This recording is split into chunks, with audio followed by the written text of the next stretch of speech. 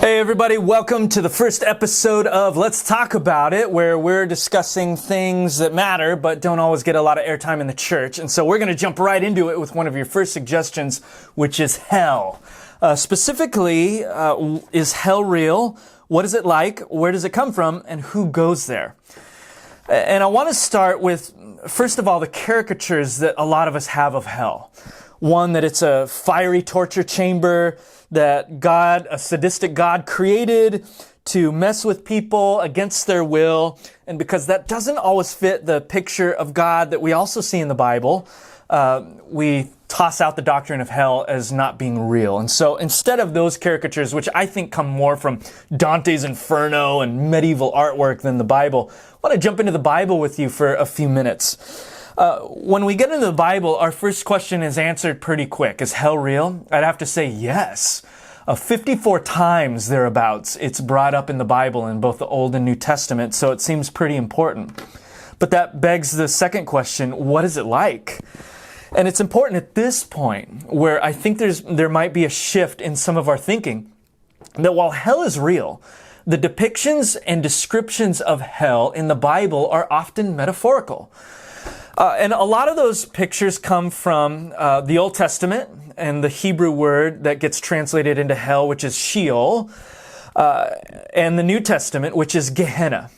Now, in the Old Testament, Sheol means the grave, and it kind of also brings up other connotations like death and decay and destruction that come along with that.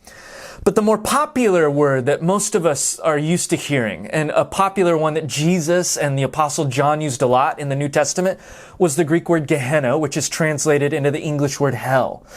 And Gehenna, unlike the idea we might have of some underground chamber of fire and torture, was actually a literal place on the south side of Jerusalem. You could Google Maps this place.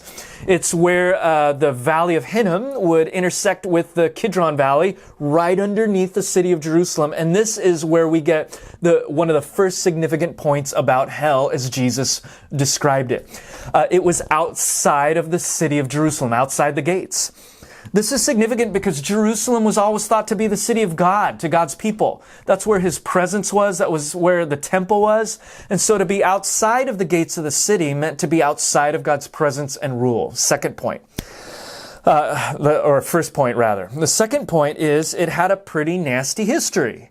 In addition to being a garbage dump, it was also the scene of a lot of idolatry and injustice. So 2 Chronicles 28 verse 3, Jeremiah chapter 7 verse 31 and 32, we see that this was a scene of a lot of child sacrifice being done in the name of false gods. And because that was so tragic and horrific, God cursed that valley of Gehenna. And it's this scene that Jesus is bringing to the attention of His hearers who would have quickly understood when He spoke of hell. And here's what you should also bring to mind. Two themes. One, idolatry and injustice and sin that quickly give way to death, decay, and destruction. And all of that, number two, happening outside of the presence and rule of God. And this is the important takeaway with hell that I think we should come away with. There's a correlation between the two. Anytime you're outside of God's presence, His will, and His rule, you tend to have sin and idolatry, injustice, death, and decay and destruction, okay? And we see that in Ezekiel 33:11, Proverbs 14:27, Romans chapter 3, 2 Thessalonians 1:9. Apart from God's presence is misery, ruin, and destruction. And so we could describe hell, at the risk of oversimplifying, in this way. Life without God is hell, simply put. Hell is the natural outcome of a life lived apart from God. And so this brings up another question. Where did hell come from?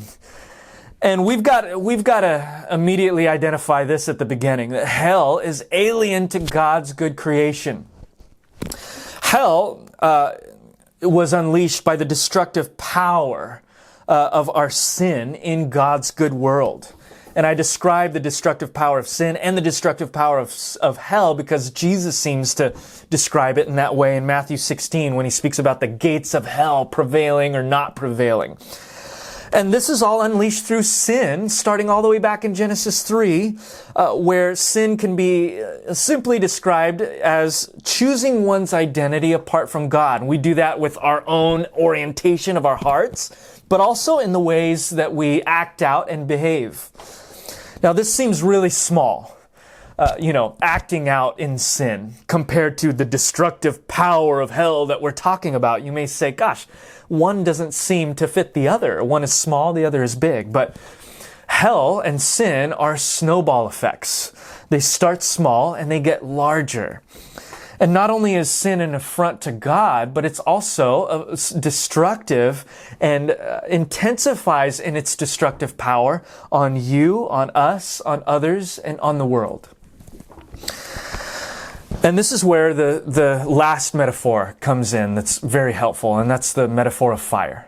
So most of us might envision a room with a lot of fire, like a fiery furnace. That's not, I don't think, what Jesus and the apostles and prophets were thinking of. Fire was often a metaphor for the destructive power of sin. Certainly, Jesus and John, who were famous for using metaphors, were describing the destructive aftermath of sin. We see this all over the Bible. For example, in Isaiah chapter 9, where he likens wickedness to a fire, or in James chapter 3, where the apostle calls the tongue of fire, a world of unrighteousness. He actually goes so far as to say the tongue is set on fire by hell. And so we could say that the fire of hell is the destructive power of our sin. And we see hell's power, in that sense, written small, on a day-to-day basis. One author said, we're breathing hell every time we gossip in the workplace. But we also see hell's power writ largely in things like genocide and human trafficking and violence. But then lastly, we will see it writ the largest, hell proper, the final judgment, where the destructive power of our sin is unleashed in perpetuity.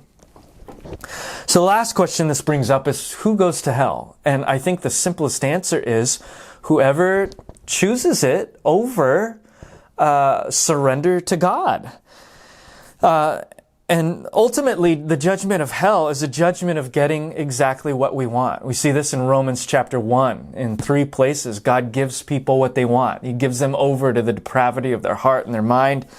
And in 2 Thessalonians chapter 1, verse 9, eternal judgment is us being away from the presence of God and the power of His glory. And this doesn't actually sound that bad to a lot of us because we love freedom. But what the Bible is teaching us is that freedom without God is hell.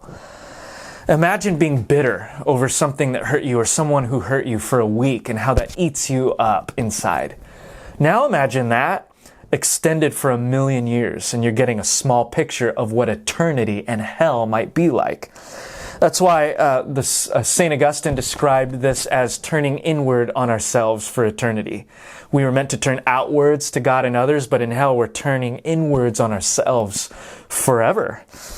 Tim Keller, out of that, described hell as simply one's freely chosen identity apart from God on a trajectory to infinity. And so hell is simply freedom. As simply as possible is freedom without God. And God gives us what we want, if that's what we want over and beyond Him. And in that way, it's actually closer to us than we can imagine because we love freedom. But the good news of the gospel is that Jesus calls us to give up our freedom and to surrender our lives to follow Jesus Christ.